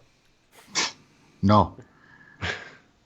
When you get your boat, I'd like to see the ocean. One more time. Of course. I'll send you a message. I do get post here, though it is 2 to 3 weeks late, so. Well, I can mentally, divinely send you a message straight in your head that you can reply to. I would like that very much. Good. And you're always welcome on my ship anytime. And she smiles. So, as you start to kind of walk, you guys kind of go back to camp, and you see this camp. It looks like no one was there. There is no trace of anyone. As you see his hair is all disheveled, like he has dirt and like grime all over his brow. He's sweating a little bit, and you're like, "Finally, I did it." Dremel, we really did a good job at this. Yeah, man, we killed it. Hey, I'm super proud of us. I'll give a high five to those two. All right, guys. And then you just suddenly hear Aya just go, Shut up, pigeon. yeah, pigeon. Fuck off, ghost. Peace off, ghost. As you kind of see everyone, and they all have like this little linen package in their hands. I would all say Vindran also gave you all pie. As you know, there's the stack of tents to the side, and you guys are all rassled and saddled up. Can we carry those? Is it gonna slow us down at all? Or You should be able to put it in your bag. Like, just fold it up and you're a big, muscly man. I'm sure that you can carry your own tent. look, I'm gonna stop blushing, and you don't even know what happens after that. I don't want to know. I don't either, so let's just stop right here. I'm kind of God. curious. I just walk away and start walking.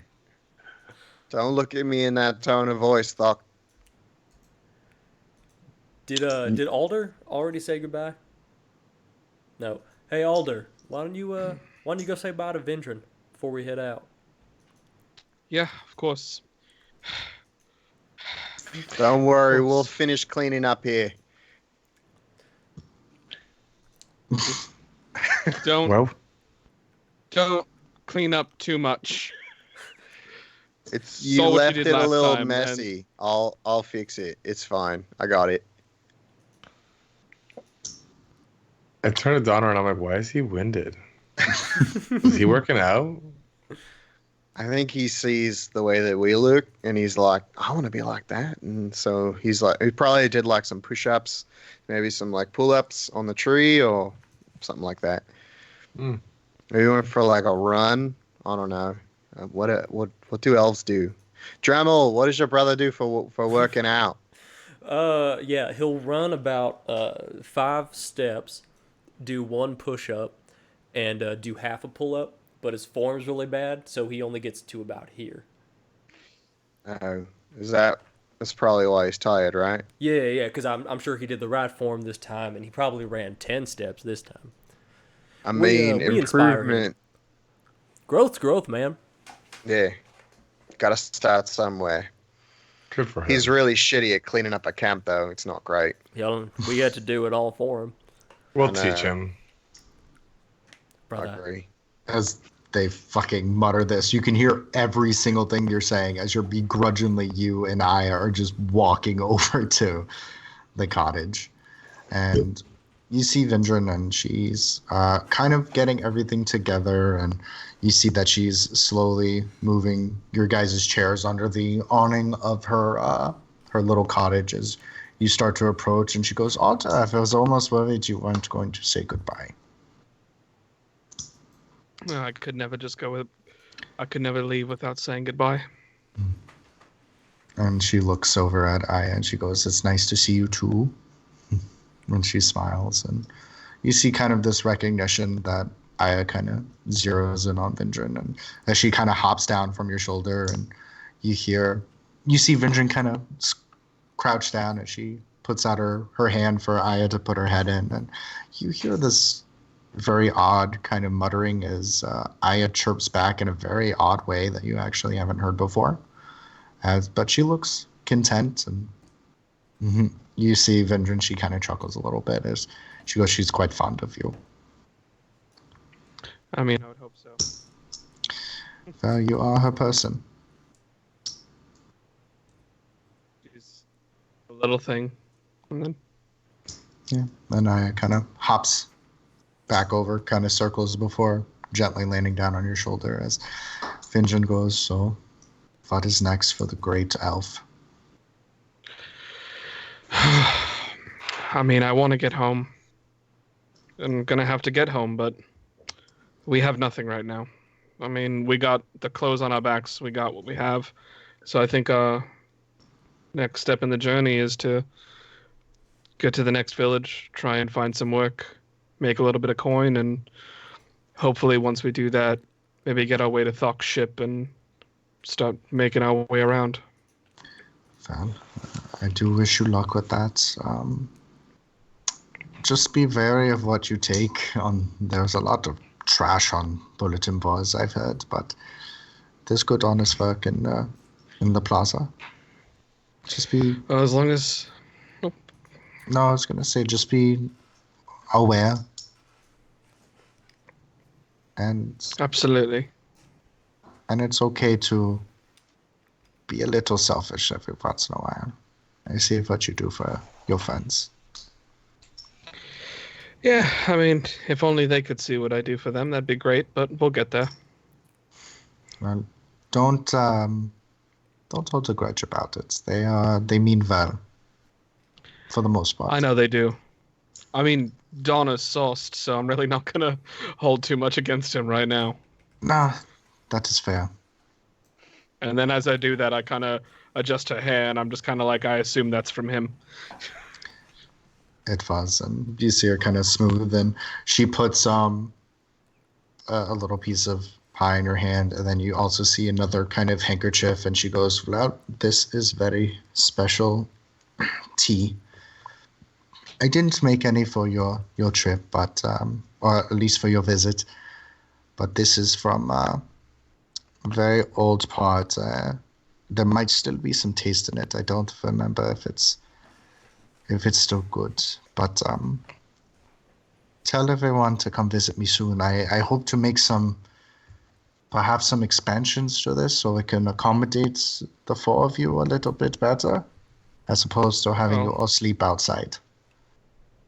Well, I know I could tell you, for me, I definitely would like to come back and pay you a visit. Just hopefully we can get ourselves a little bit more situated and not have to worry that there's going to be somebody after us. So.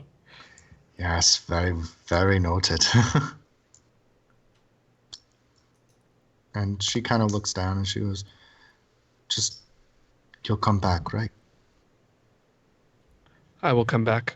I promise. And you kind of see her eyes well up a little bit, and she goes, "Okay. Well, I have many chores to do, a lot of things to read, and a lot of dishes to scrub. So, thank you. Thank you. The pleasure has been all mine." And she kind of scuttles, and you see her with different rags and things from when she wiped down the table, as you see her shoulders roll back a little bit more as she hums a little bit, and it looks like a little less pain as she walks up to her cottage inside. And then I'll walk back to the group and we'll be on our way. Okay. So the four of you kind of reconvene. You reassess. All of you can add a tent to your arsenal if you are able to carry it. I would say it's probably about 10, 15 pounds because they're pretty lightweight. They can also be made into makeshift tarps. You have a few options with them. If you want to collect anything else from the camp, like any kind of pots and pans, axes, hatchets, you're more than welcome to do so. It's not going to offend Vindran. As you all kind of settle up and get ready to roll out. We doing anything? It's about, I would say, 11 a.m. So the suns are almost to their peak. As we're picking up, and I'll try to find a moment to kind of I don't care if I'm by myself or if people can overhear or whatnot, but I'm gonna send a message to Tsunami. Okay. And let her know. I've been typing it up to make sure that it's 25 words. Mm-hmm. Trying to find the nearest port, need job for money, heading to town called White Willow Plaza, head to Saltstone Wharf for now. Wharf? Is that what it's called? Wharf for now. It is the Saltstone Wharf. WHARF. Yeah. So head to Saltstone Wharf for now. Miss you. A few moments pass, and in your head you get, "Fuck you. What happened to your money where the fuck is White Willow Plaza? Marsh or Wharf is few month out. Oh shit. Would I know from Flamingo Bay which one of Saltstone Wharf, Green Coast Pier, or Maple Rock Harbor is the closest one to her? Saltstone. Saltstone? Oh shit. She's gonna be so pissed. Okay. I'm gonna reply by sending a second message and say, I don't fucking know where White Willow Plaza is. I have no money because prison took it. Stop arguing with me. Head to Saltstone Wharf. Bitch. And Nope, I already ran out of words. I mean, I would have, but nah. I don't want to piss her off anymore. and she can reply, right? Yeah, she can reply again because I just cast it a second time. Okay.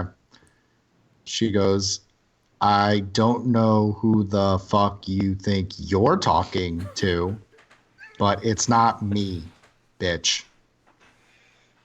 I'll see you at the wharf. Update soon.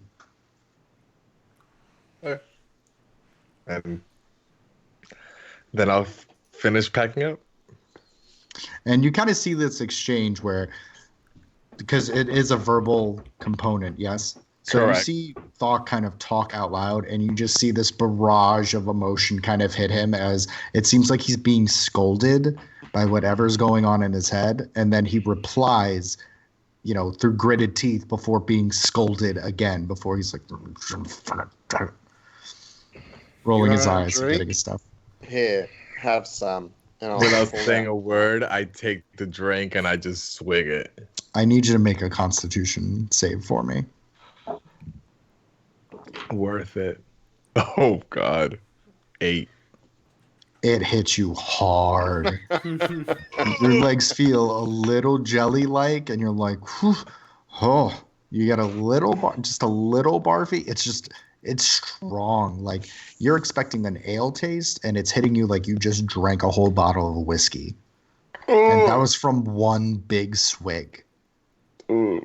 Good to But it tastes very good. It's just very alcohol-y. Very fermented.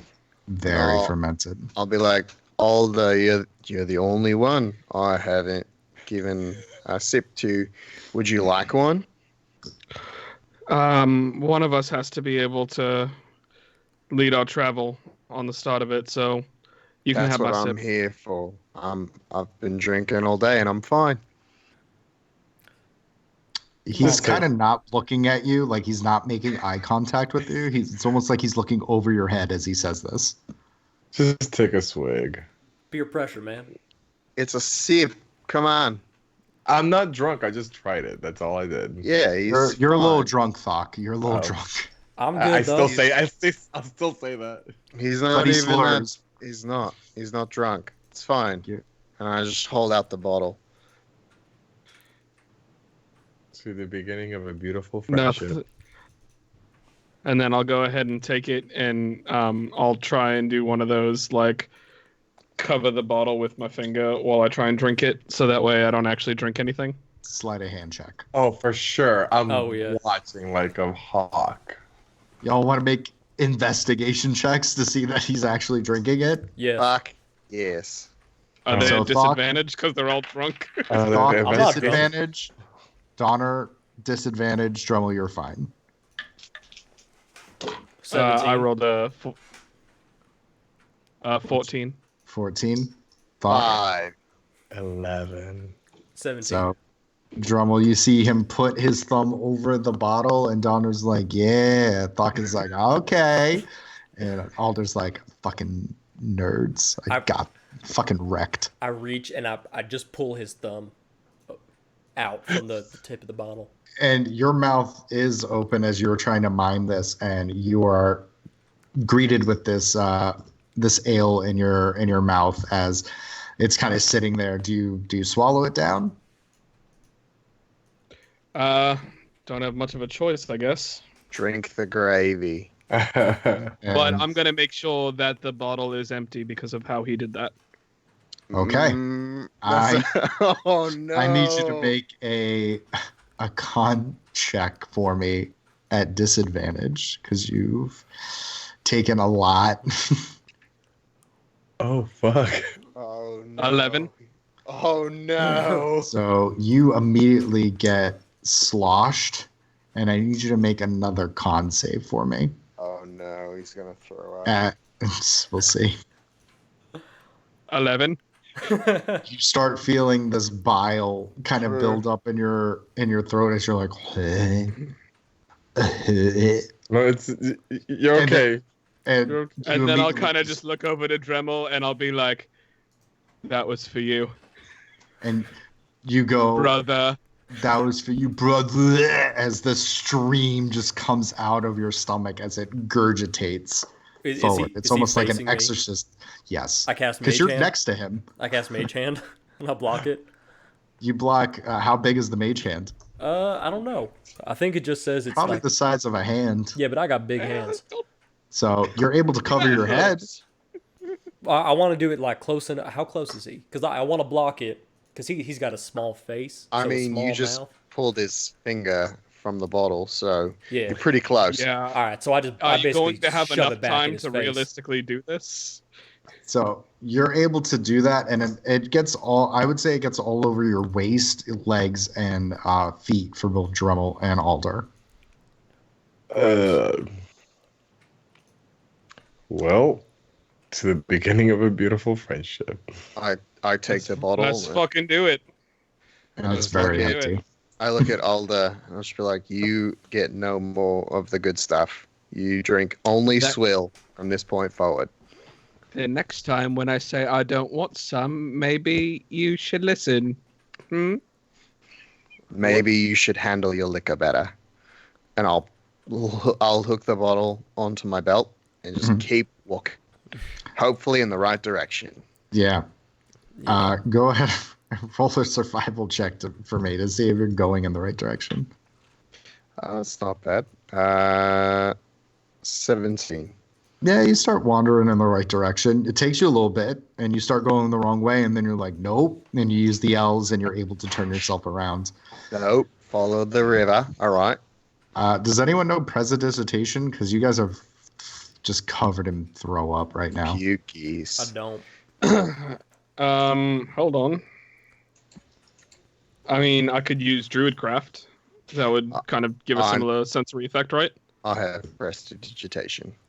Oh, well. Clean yourself or clean them up. I'll clean up Dremel, and then I'll look at Alda and be like, you have to have it on your shoes as a punishment. And I'll wipe it off of him from like chest down, but his shoes keep vomit. Just pukey. Do you wear shoes, Alder? I mean, I guess. I would say probably kind of like a leather kind of shoe Yeah. would make sense to wear. It'd be Moccasin. too rough walking around without anything. He wears flats, is what he's saying. He wears He wears flats. like Toms. Yeah. They are now covered in vomit. Sorry. Oof. Well, they're not now covered in vomit. They were already covered in vomit. Why?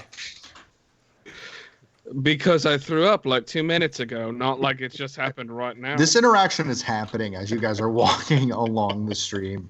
You're like, but I did the thing. And Alder, as you guys kind of leave the brush, you're kind of the one that lingers a little bit. And you still have the sensory enough to, you almost take a step and you look under your foot again. And you see that little field mouse. And kind of lean forward and you see the field mouse and he takes that acorn that he had and he's putting it towards you. And then I say, I'll trade you. And then I give him a little piece of the pie. And you see him take it and he looks and he makes eye contact and you hear X as it scurries up the tree. I got you, little man. And then Aya swoops down and eats him. No. Fucking asshole. I love So what him. are we doing as we're trekking out as we I switched to move water, Okay. acknowledging that I'm kind of fucked up and it's a little early for that. A little early? Hey, I didn't throw up. I didn't want to drink. Doesn't mean you didn't throw up. Fact. Lord. So Realistically, you could blame Dremel for all of this. I'll take the blame. I made you a man. And while I'm walking, I'm basically just kicking my feet in the creek to get the throw up off. Yeah. And you're getting a mix of because the creek it's not muddy, it's more rock, so you're able to kind of walk solidly and let the the water rush and pass through it. You might just need to have them dry out a little bit, but after I'd say 15 or 20 minutes of walking through this stream, you get them pretty clean and you get that throw up smell out of them. And as Donner starts drinking water, Drummel, you're kind of tagging along, and Thok, you're looking towards the rising sun in the north as you guys you're heading your way to the White Willow Plaza, and I think that'll be actually a good place marker to end it, unless you guys want to do anything else, any more conversations. I think that's a good place. I think so too. Yeah. I'm good with that. Yeah. Cool. So we'll close it out. Guys, Perfect. thank you for watching. Episode number 9, right? Yep, 9? number That's 9. where we are. Fine. Yeah. Of Dungeons and Dragons and Junk Drawer. Like, comment, subscribe, favorite. We're getting close to that milestone 50 mark, so that would be really cool. 15 And yeah, share with a friend, create dummy accounts and follow us anyway, something like that. I don't care. But yeah, thanks for watching. Thanks for hanging out on a Tuesday. And check out Top Tabling, check out Random Encounters, check out that DMs Guild thingy. David and Hemingway. David Hemingway, also our map man himself. Yeah, guys, that really sums it up. So thank you guys again for hanging out. And we'll see you guys all back here next week. Who's doing the And the before chat we call? go, shout out to Commander Root, Gandalf the Babe, Giza, and Windsock for still being in the chat. Thank you guys for hanging out for the duration of the stream. We love you. Yeah. Cool. Thanks everyone. Bye. Bye. Bye. Guten Tag.